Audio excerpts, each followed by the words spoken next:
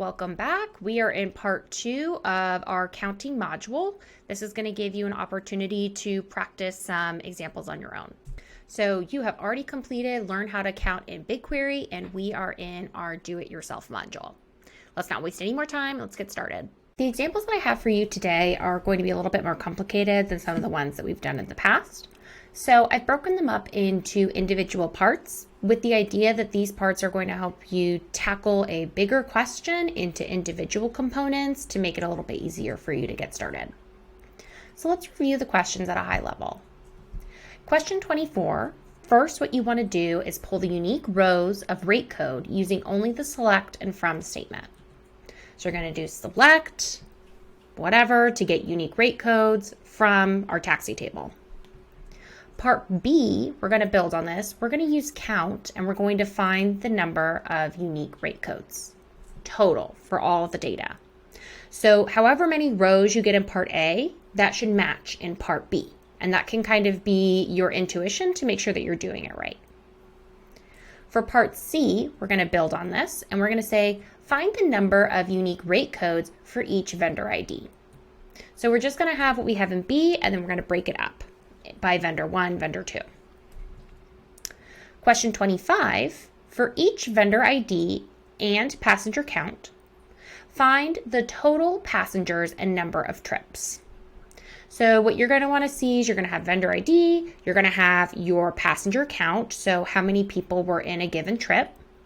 We want to find the total number of passengers, and we want to find the total number of trips. Next, we're going to go back in time to when we were working with all of our calendar dates. We are going to filter our data for only the month of May, and we want to find the unique number of days and total trips for each vendor ID. If you feel pretty good about this, go ahead, pause the screen, and get started. If you're feeling a little lost, I have some extra visuals that might help you with the questions.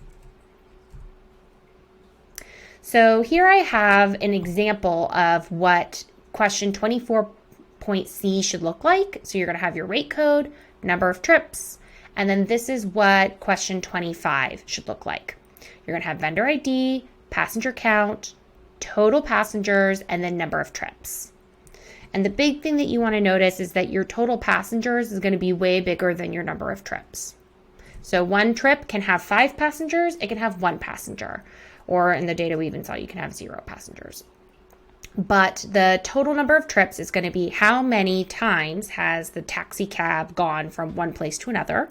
And the total passengers is going to be how many of those trips times all of the passengers that were inside the vehicle at that time. So hopefully that helps a little bit. If not, give it your best try. And when you're ready, we'll come back together and we'll break it down. Welcome back. I hope that wasn't too difficult. Let me go ahead and pull up my BigQuery console, and we're going to get started on demystifying these questions for you.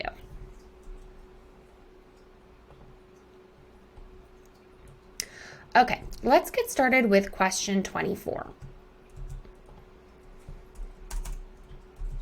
Let's make my thing a little bigger. Give me some more room. Okay. So let's start with part A. Pull the unique rows of rate code using only the select and from statement. So this is something we've done before. So we're going to do select distinct rate code from my data. And I know that I need to do select distinct because I want to find the unique rows of rate code. So if I run that,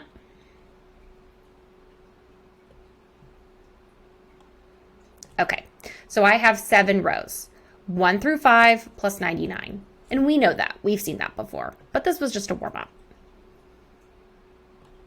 Okay, I'm gonna comment this out.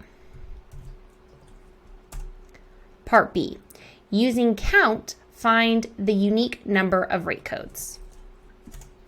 Okay. So if I just did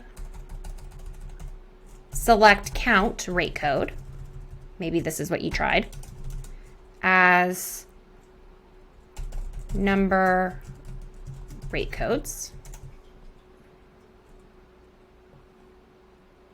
I'm going to get a really big number.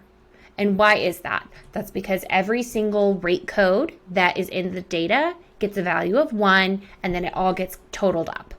So this is going to be probably the same number of rows that we have in our data, unless we have a missing rate code for some reason.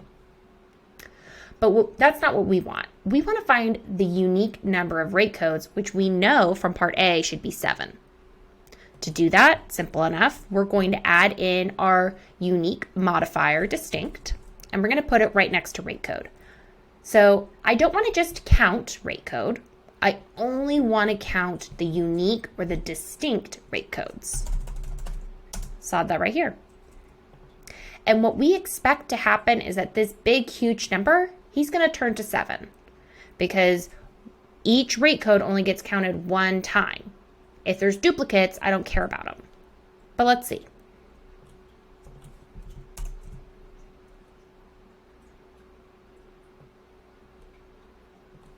Voila, 7. Exactly like we thought. Awesome. Okay, so I'm going to comment this out.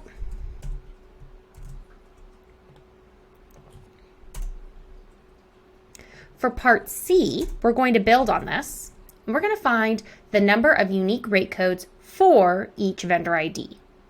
So we already have our base query here, and what we're going to do is we're going to add in our vendor ID because we want to break this data up. And I want to say, well, there's 7 rate codes. I know that, but does vendor ID 1 have all 7? Does vendor ID 2 have all 7? Let's find out.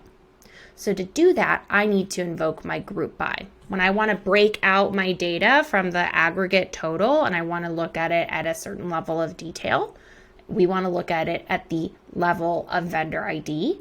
Then I have to put vendor ID as my select, and then I need to group by. So I did select vendor ID. We already have our count distinct rate codes from our table, and we're just going to add in our group by. Group by vendor ID, and we'll run it.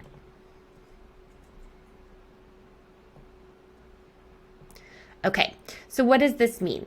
This means that for vendor ID 1, they have a value, at least one value, for each rate code. Same thing for vendor ID 2. So vendor ID 1, vendor ID 2, they both have the 1 through 5 rate codes and that 99. So that's what this is telling us. And in previous examples, when we've done the group by, it's kind of split up the numbers. That's because we were looking at sums. So if I'm saying how many passengers have driven throughout the whole data, that gets me one big number. And then if I said how many by vendor ID, will get split up. Since we're looking at how many unique rate codes, you can have the same number. And that's kind of why. And if it doesn't make sense, it's okay. Getting familiar with numbers is something that takes a lot of time and practice. My tip is just to keep moving forward, and the more you do it and the more you see it, your brain's going to start to put things together for you, and it's going to make more sense as you go. So don't get too hung up on all the details if you don't feel like you've mastered it all right now. Okay, so that was part C. We are done with question 24. If question 24 took you a little bit longer than it took me, don't feel bad. I made the question and I had to take a lot of time thinking about it. So that's how I know exactly what to do. All right. Question 25.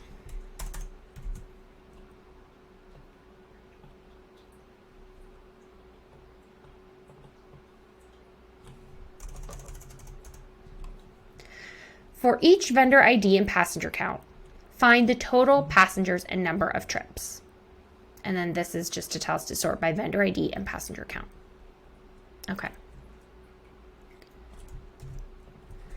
So let's see. So I want it for each vendor ID. So that means I know I'm going to be grouping by vendor ID. It also wants passenger count.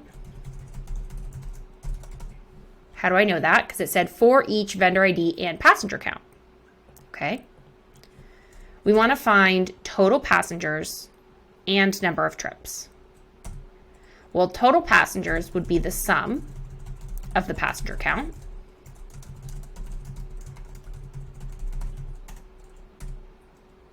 And the number of trips would just be the count.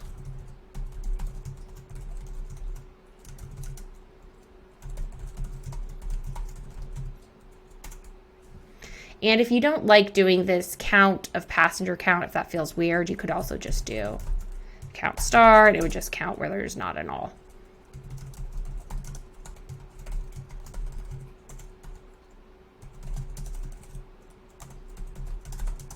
And we're going to group by 1, 2. And let's see what we get.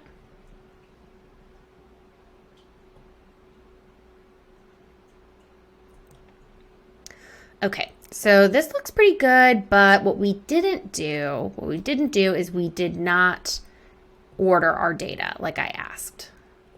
So let's order by passenger count first.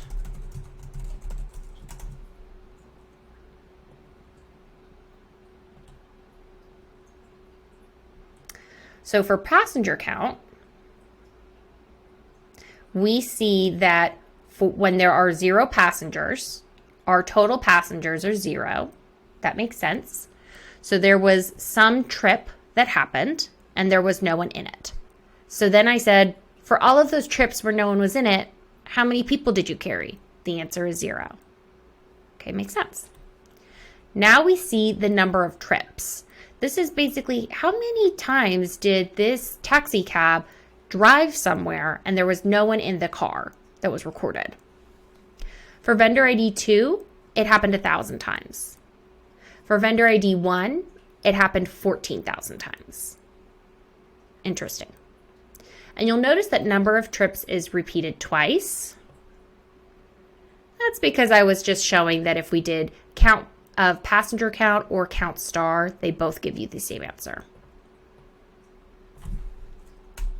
I'm going to get rid of that though, because it's making it a little messy for me to look at. And let's sort by passenger count and then vendor ID.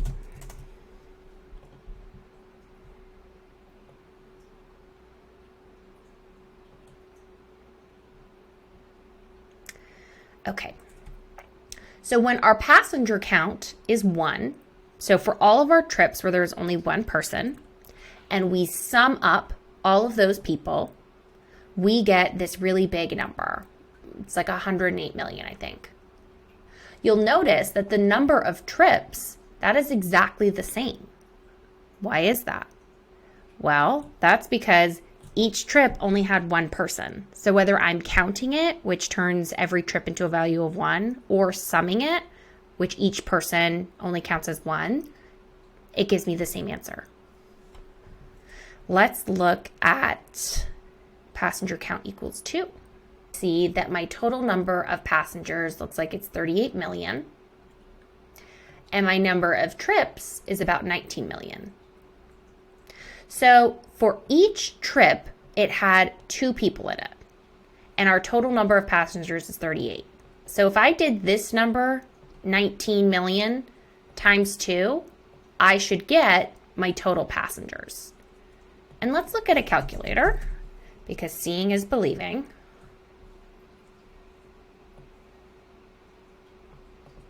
And I'm going to type in 19141,789. So this is 19 million. This is how many trips we had. And in this row, we're saying that each trip had 2 people in it. Let's multiply by 2. And that gives us this 38 million. That's the same as the total passengers because each trip had 2 people in it. And if I summed up all these 19 million trips, each one had 2, it ends up being the same. And so we won't go through all of it, but that's what this data looks like.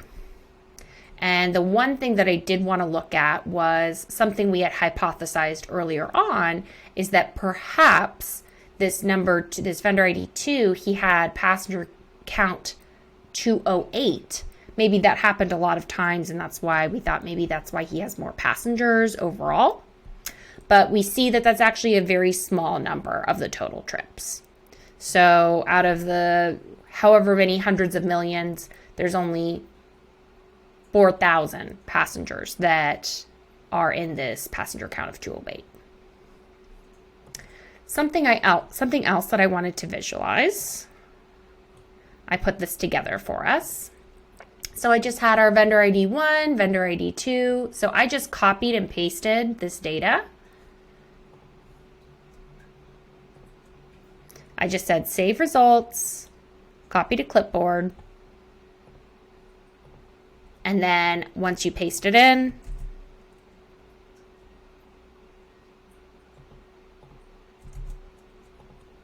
we have our data exactly as we need it.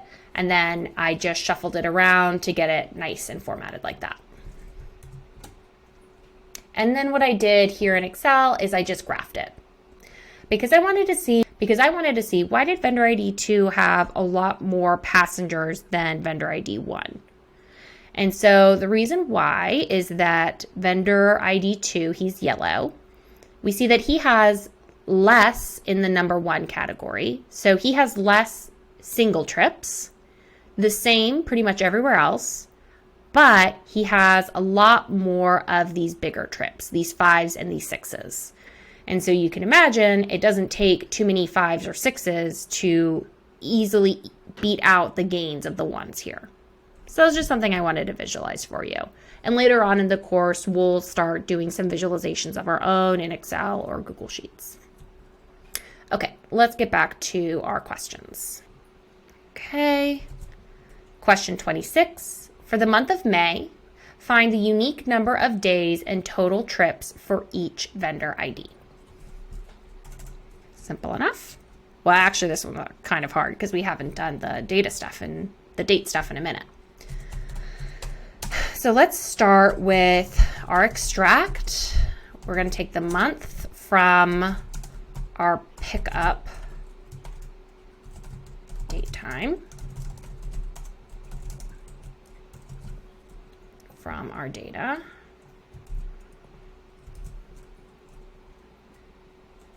And I'm just going to do where extract month from pickup date time equals 5.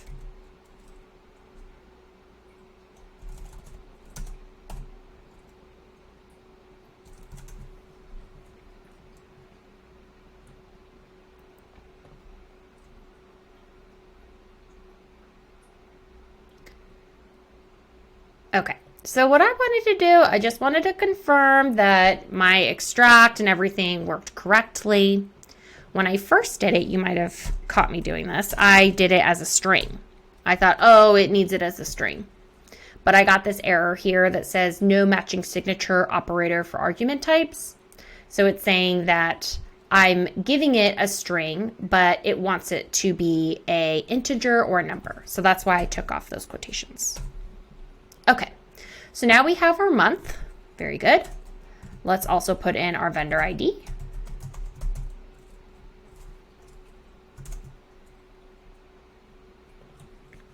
And I should be having my limit on here. Oops. Don't tell anyone.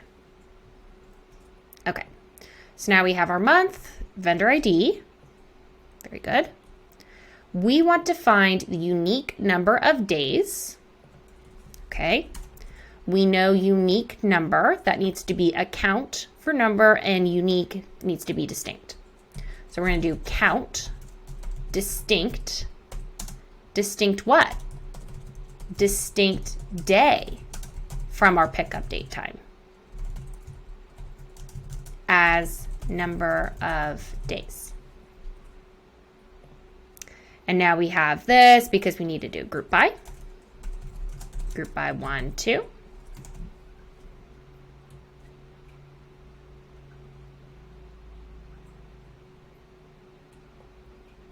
Okay, so for the month of May, for vendor ID 1 and vendor ID 2, the number of days that we have a recorded trip for are 31. We know there are 31 days in May, so that means every single day in May, both of these vendors had at least one trip. Okay, now we want to know the total trips. So total, you're thinking some, but we don't have a trip column that we could just sum up. So that's going to be another count. And we're going to do count, we'll do the passenger count. You really just need any non-null number, so we could also do the count star. You know what, let's do count star, because last time we did passenger count. Count star as total trips.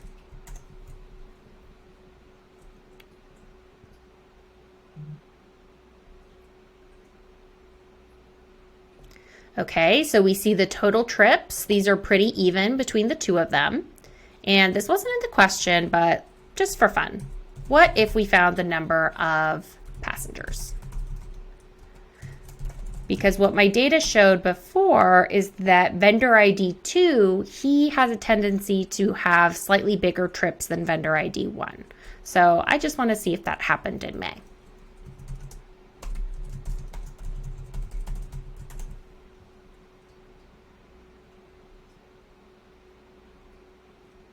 And I got this error because I put passengers with an S. And that's not what it is. It's singular.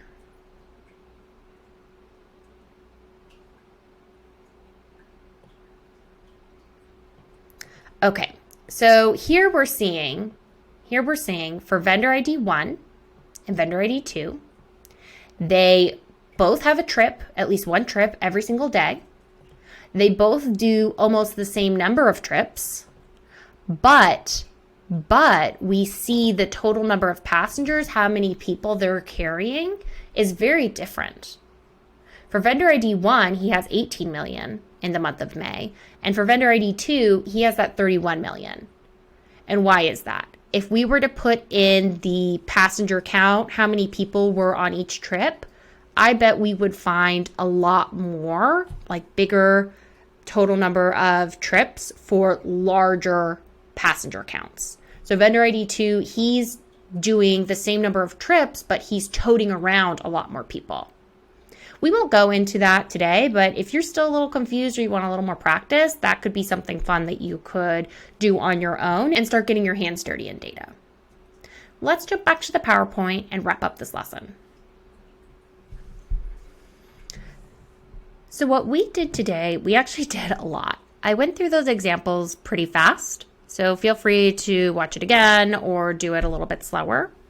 But we went through 3 different multi-part examples using our count distinct, sum, group by, and we also did some sorting. Oh, and we used a where clause. Forgot to put that in there. And what we were doing along the way, maybe you realize this, maybe not, is we're starting to sprinkle in some of that data analysis that you would actually do on the job. So what we're doing right now is we're learning our data. We're learning about vendor ID 1 versus vendor ID 2. What type of trips do they have? What does their profile look like? Certain things like that, which if you're in a data and analyst role, those are the types of things that you're going to do on the job. And the first thing that you have to do if you want to do any analysis is you got to know what your data looks like. And that's what we're doing in all of our examples. And we're going to start sprinkling in more and more and more. So this wraps up this module. Thank you so much for hanging with me. I'll see you again next time. And we're going to go over some additional math functions that we can do right in BigQuery. See you then. I hope you found this video helpful. If you did, I would be so appreciative if you could like the video and subscribe to help me create more content for you. Thank you.